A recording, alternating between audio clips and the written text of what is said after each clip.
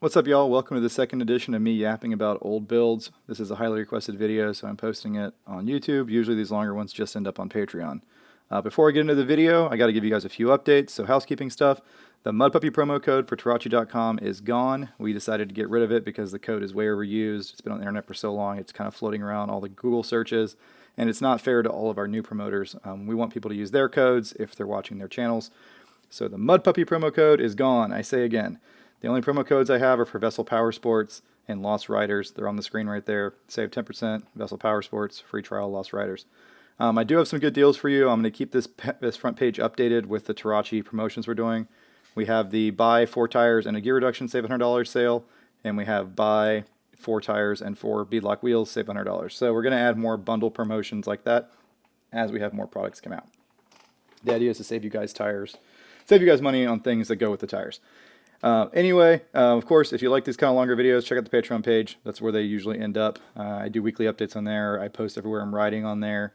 So if you want to get in on rides, stuff like that, check out Patreon. I purposely keep Patreon small because I don't want my information out everywhere to everyone. So if you want that inside track stuff, get on the Patreon page. There's some stuff on the Mud Puppy page, but on Facebook, most of it goes on Patreon. All right, enough of that. One more thing. We are doing a ride at Savage Trails on April 26th. They have a bounty hole there. They're having a Honda bounty hole.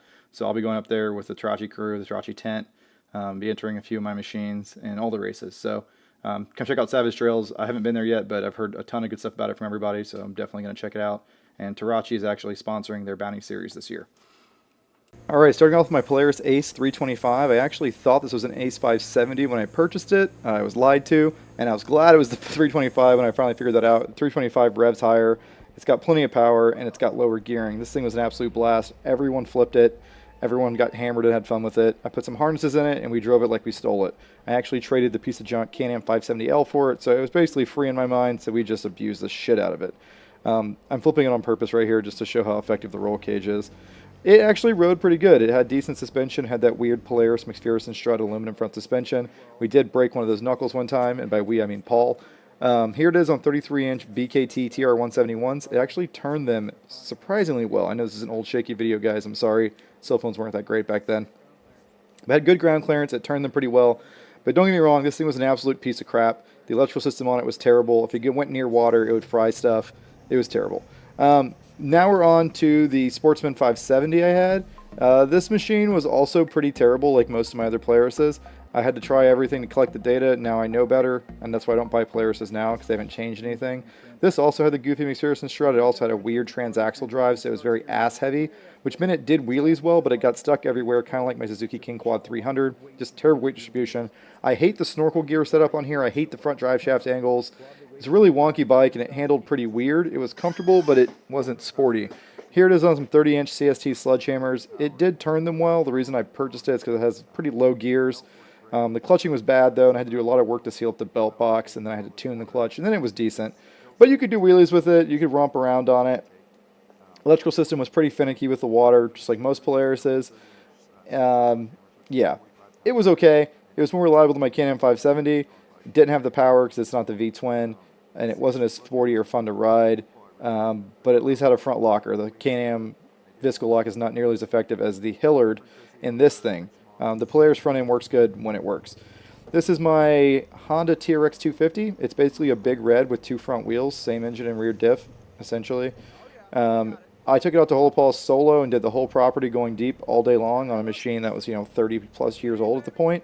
So it was a great machine, had a lot of fun with it. All I did was really snorkel it, tune the carburetor, throw an 18% Cody Shriver big red gear reduction in it. I think that's 300DX gears. And then put some Outlaws in the back of it, and it went everywhere for a 2-wheel drive machine. I think I bought it for $200. Had a ton of fun with it. It was super clean, and it was a wheelie machine. So that was a really fun machine. Highly recommend those if you can get your hands on one. It just went everywhere. Super reliable. Again, it's just a big red with other wheels, so of course you're going to love it because the big red engine is my favorite engine. And that rear axle gearbox is indestructible. It was just awesome. Wonky front suspension, though, kind of hard to lift, so don't bother lifting it. Just put some little Outlaws on her, some little Aztecs, and let her eat.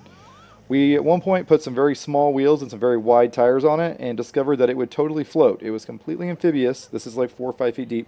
With me sitting on it, and I'm probably 190 pounds in this video. So, yeah, pretty light machine, and drove around totally amphibious, which is fun, except sometimes in holes it would start to float and it wouldn't go anywhere, but other than that, we had a lot of fun with it. Okay, another Polaris on the Polaris train. This is my Sportsman High Lift Edition 850. I just got it here. You can see I'm loving it. It's very powerful. The transmission blew out on this ride. I had to rebuild it, and I actually put the high range gears out of a non-high lifter in it, so it would do 70 miles an hour. Here's me doing wheelies in it. It would wheelie in high and low range from the factory. High range was geared too low, however. It was fun when it worked, but I broke something every ride, either the front diff or an axle or the transmission. And then finally I got water in the engine, just a little bit of water in the engine, and it was completely destroyed. These engines are called one and done. They're not rebuildable for the most part. Some people try and it doesn't ever really come out right, but you pretty much throw these engines away. You can't just put a top end on them. The jug's part of the block, and there's a couple other things about them that make them very tricky to rebuild properly. Again, fun when it worked, but it needed a lot of suspension work. I had to redo all that. I had to tune it. I had to put clutching in it. Yeah, it was just a very high maintenance machine, and it really didn't perform any better than the Can-Ams. It had a very tall engine, so it was lacking ground clearance right under the motor. The Can-Ams were a little bit more fun with the V-twin and had a little more clearance. So I got away from this, and with that's me flipping over the handlebars because it has no front suspension. With my later, big CC mud quads, I'm all Can-Am. They're more updated, to be honest. That Polaris needs to go away at this point, or needs a big update. This is the Honda Gate. I bought this from Jamie Watts. Really cool build. It kind of killed me though because it broke a lot. Turns out it was put together from a lot of other builds, and it had some hubs on the front that weren't the right for the knuckles. I think they were 350D hubs. So I kept going through bearings and had issues with that. Finally got that figured out. The real Achilles heel was that it didn't have a locker. There wasn't a torque locker available for the 300 diff back then. So I had two brake levers so I could do like a simulated brake LSD type thing. It was effective, but it wasn't as good as a locker, so it didn't do that great. Also, it had a huge stretch. I'm not really a big fan of 6-inch stretches. I prefer, 2 to 3 inch stretch, make the machine handle somewhat like factory. I ended up selling it just because I got a bad taste in my mouth when I broke the front end a couple times and took it out. Definitely looked cool. It was definitely fun. Just a little bigger than I like a 300. So, do I wish I had kept it? No, not really. I had better 300s, but this one was cool. I like a stockish 300 more. So, yeah, here's me driving it out through some floating grass mats on Lake Mary Jane. Of course, I'm by myself going handlebars deep because that's what we do here. And I got it all sealed up. It was fun. It did do well. It had a big gear reduction, like an 83 or something. Biggest gear reduction I had in a Honda. This is on the Outlaws. I think these are 31 Outlaw wides all the way around right now, something like that. Yeah, I don't know. It was a cool build. It just wasn't super reliable. I think it was built too big. 300s work better when they're small because they start off so small to begin with. That's just my opinion there. Okay, yeah, that's the drone almost crashing into me. What's next on our list? Oh, here's the Honda Gate again, eating in some thick clay. You can see that not having a front locker is pretty much rendering it useless. It did do well, but not nearly as well as the 300 I built after it that had the torque locker and the 2x4. That super clean green one. We'll get to that in a minute. I really should have kept that one. But, it was fun, and those are 35-inch tires. All right, here's my Wolverine 850 X4. Yes, that's me putting it in the back of a standard bed Chevy 1500. That's what I do. All kinds of stupid stuff like that. It fits just fine, despite the salesman swearing it wouldn't. This thing was fun because it's a short wheelbase 4-seater that has actual seats in the rear that make sense, unlike the Pioneer 1005. My buddy Jacob still has this thing, and the build is still evolving. We have a lot of fun with it. It's got really good power. It's very similar to the Armax 1000, which is the popular version that's out now. The problem with it is it's hard to snorkel. Here's me setting up the suspension on it. Of course, I did some welding, redid the shocks. Those self-leveling shocks ended up blowing out not too long after this. They were a huge pain in the butt. So we put some Pioneer 1000 shocks on the rear of it, and now it's got a 2-inch rake using 2019 control arms. So this build's still evolving. My buddy still has it. Still running great. I tried the 814 suspension on it. That was a huge waste of time and money. I hate that company. Every single product I've seen from them is completely just... They only exist because idiots are out there and will buy their products. Everyone I've talked to who owns a shop and knows anything about vehicles all thinks they're crap, but somehow they're still around because you guys will buy literally anything. Okay, here is my 2017 XMR 1000 Renegade. I bought this used, and it had a ton of problems. Like my other big bore machines, when it worked, it was fun, but it barely ever worked. It had Visco lock in the front end, so it was basically 3-wheel drive. I eventually did a torque locker. That install was really a pain in the butt, but it did fix the three-wheel drive issue. It had no fender coverage, so you're constantly getting covered in mud, but it did have super low gears, so it was very effective. That's actually a Rubicon right there. But yeah, I was basically just black anytime I was riding. I was totally covered. One of the things I love about my new XMR 700 and XMR 850 is it actually has fender coverage. Also, this thing didn't have a ready to relocate, so it was constantly overheating. That was a buzzkill. It blew diffs, it broke axles, had a lot of wiring problems. Here's me jumping the solenoid because the ignition went out for, I don't know, the third time. This had the older Can-Am ignition that was just complete crap. If it wasn't for electrical problems, I probably would have kept it for a little while. It started to get really annoying, and then it blew up, spun a crank bearing, and I sold it not running because, yeah. Here's me on the first day I got it, testing it, and just getting stuck on a spot that my Honda went through all the time. They are really heavy, and I don't think they ride that good with that trailing arm suspension. I really like the G3 platform a lot better. I did put a 6-inch Super ATV lift on it and did some wheelies on some 34.5 or 34-inch Aztecs. That was a lot of fun. Again, the trailing arm suspension, it's great for clearance in the mud. It does not ride as good as the suspension on the new Gen 3. That's why Can-Am got rid of that trailing arm suspension. It's not as controllable. The ride quality is not as good. These are 32 Aztecs here. Those Rhino 1.0 axles from Super ATV are crap. I went through so many of those axles. It's just incredible. It was an axle braking machine. And the rear diff, and the drive shafts, and the front drive shaft. It was very high maintenance. I was really mad at this thing most of the time. It was very hard to shift, constantly rocking it. But again, it had horsepower, it had low gears, and it had good ground clearance, better ground clearance than my Polaris, so that's why I built it. It ended up costing me a lot of money, and I lost my ass when I sold it. There are some videos of me skimming it. This is pretty fun. Those are some 33 or 34-inch paddle tires. It basically walked on water like nobody's business. I've done a little bit of that with my 850. Once tuned, I'll probably do a lot more of it. But with the stock tune, the 850 is kind of heavy and not quite as powerful as this thing is. Here's my YXZ. This is one of the dumber things I bought. I thought I could make this a good mud machine. I really wanted something with a clutch pedal and a manual shifter. So I bought this, and I kind of regretted it. I think I had my Talon R before this, so this video is kind of out of order. I think I had the Talon R, then the YXZ, then the Talon X. But it was super fun in stock form, great for ripping around, doing donuts, just being a goon. It didn't jump super well, much like the Talon. It kind of lawn darted, short wheelbase side-by-sides. But it handled very nimble, good center of gravity, felt very connected with the vehicle. Once I tried to snorkel it and put mud tires on it, it just ruined it. Does not have the gearing for mud tires. Even the new 2024 with a 40% gear reduction and an extra gear still doesn't have the torque for mud tires. They're still geared a lot higher than even a Honda Talon, which I think is geared kind of high. But it hauled ass. It was a very fun engine when it was on stock tires. The airbox was impossible to waterproof. No matter what I did, water leaked into the airbox somewhere. It had too many different seals and openings and latches and crap. But it was fun. It was fun. I finally got rid of it because it got hydrolocked because it liked to stall out in water. Well, actually, I just like to stall out all the time. You'll see it right here. Here's a video of me stalling it. Stalled out constantly. It was just a stalling machine. It's just geared way too high. These are only 28-inch Aztecs. Front diff's not even locked, and it couldn't even spin 3 28-inch Aztecs. So, you know, it's just not a mud side-by-side. It has no low range. Yamaha really needs to put a low range in it, but instead they added a 6th gear, kind of a granny gear. Step in the right direction for 2024, but I still won't buy one. It's just not waterproof enough, and it's not geared low enough. But they are fun. I broke the front diff in it. As soon as I started tuning it and putting heavy flywheel and stuff like that, stuff started breaking, and it just became too high maintenance with the kind of abuse that I do, so I got rid of it. I do think it was fun, and I totally admit I'm not using it for what it was designed for at all, which is kind of true for everything, but is especially true for this thing. It's marketed as a pure sport side-by-side, and I was driving it through creeks. So, not Yamaha's fault here. I'm just saying it's the wrong side-by-side for the kind of stuff I do. Like, the wrongest side-by-side ever made for what I do.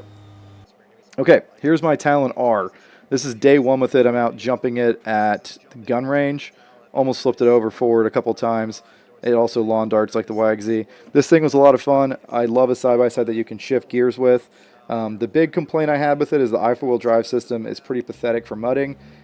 On stock tires it works. On anything else it's kind of impotent. It has a ton of suspension travel, probably too much travel in the rear to be realistic. I think they do that for marketing, just to have a big number to put on the spreadsheet for suspension travel. But it was super fun, and again, it's just, you know, any side-by-side that you can bang gears into me is so much more fun than a belt drive with a sport setup like this. It'd do 70 miles an hour through main trail right there. Here's all the machines I had at one point. So that's my Talon X right there in stock form. And then you got my Rubicon on portals. You got the Can-Am. This is my Super Minty 300 I should have kept, by the way. This is the best run I ever did. Barn find that I found. Spent like $3 grand on just the 300, but it was super clean. 2.5-inch stretch, torque locker, 2x4 lockout, 350D rear end, 54% gear reduction. This thing was awesome. It was such a good setup, super reliable setup. I should not have sold it. I don't remember why I sold it. Probably because I was complaining that my back couldn't handle it, which is fairly true, but I should have kept it just to look at it. I mean, look how clean the inside of this engine is. Just absolute smoke show of a 300. Now we're back to my Talon R again. Sorry, the video's out of order there. These are some those are 33 Aztecs. That's the best tire for a Talon in my opinion. It just goes absolutely everywhere on them and still handles pretty good. Has the right amount of sidewall, so you get a lot of good feedback. On the 32s on a Talon, it handles pretty good, and it'll go most places. The 32s look a little small on a Talon, and you have a little bit too much sidewall for a side-by-side, in my opinion. My Talon was deep all the time. It lived in creeks and stuff. It never had an issue with water. Super waterproof airbox and stuff compared to the YXZ. Here's my Talon X on 8-inch portals and 44 Aztecs. This thing was an absolute monster. Incredible ground clearance. Again, I got bored of it quick, though, because when you put a side-by-side on portals, you just have to go slow. You can't drift them around or anything, and that's what the Talon's for. So I did a torque locker in this, which you absolutely have to do with portals because the i4-wheel drive, again, it's pretty impotent. But it was a very reliable side-by-side. Even on the portals, I never had any issues with it, and I beat the crap out of it. This is my Grizzly 450. This was a pretty fun build. I only had it for maybe a year. The problem with it was really high geared in reverse, but it was super low geared in low. So this thing stock was turning 28-30 Aztecs all day long, no problem. 4-wheel drive, diff lock. It actually had kind of decent suspension. It rode pretty good. Everyone asks why I don't do a Grizzly 660 or 700. They're not geared low enough. This thing is geared like 30% lower than a Grizzly 600 or 700. 660 or 700, and that's in low range I'm speaking of. They're all geared high in reverse. But I had a lot of fun with it. Just did a really ghetto flex pipe snorkel job and took it all over Holopole and everywhere else. Definitely a good budget machine if you're trying to find something budget to build. But again, it's a four-wheeler with a belt drive that's not very fast. So if I'm going to deal with a belt drive machine, I want to have some horsepower. So I got rid of this and went to some Can-Ams. But you can see it here, just absolutely eaten. It was reliable. Yamahas are reliable. The reason I don't mess with them is because they're just geared too high. Also, this thing, it didn't have a ton of ground clearance, kind of had short suspension arms. You see it just getting bellied out here in a situation where a lot of other quads would have gone right over that. But it was definitely a water machine. It didn't give a crap about water. It ran super smooth underwater, and that's where I kept it. What do we have next? Okay, let's see. We got my 2021 XMR 1000 Renegade. I bought another Renegade because this one had a better ignition, it had a factory front locker, and it had the new throttle modes, the fly-by-wire system, and they all worked great. The thing that killed this Renegade was Seminole Power Sports. So from the factory, the belt box leaked like a lot of Gen 2s. They took it in for warranty. They filled my belt box with water to test for leaks afterwards, which they admitted, and I was like, what? And then they put the snorkels on wrong. And the first ride, all the snorkels came off. It sucked mud straight into the clutches and destroyed them. And I was so fed up with it at that point because I'd spent so much money on it, and now it needed new clutches. I just got rid of it. It also rode pretty stiff and choppy, which, is inherent with these kind of sporty trailing arm suspension machines. The power was great. The snorkel was great. It needed a radiator relocate. I didn't want to put one. I didn't want to be staring at that radiator way up in my face, feeling the heat all the time. And it started overheating, and I was like, you know what, I'm going to get rid of it. It was one of the best. It was the best Gen 2 I've had. It didn't have any electrical problems, which is good. And once I fixed the belt box myself, it was pretty waterproof. But like I said, it got sabotaged. Took it out to the field of misery by myself. Very heavy Can-Am, pretty brave. 33-inch Aztecs will go anywhere, though. It was okay. It was an okay machine. I did some Rubicons on portals. They're not in this video because they weren't that long ago. If you guys are interested in that, check out those.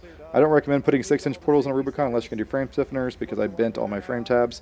But 4-inch portals are pretty doable. So great if you just come out with a bolt-on kit. You don't have to go custom anymore.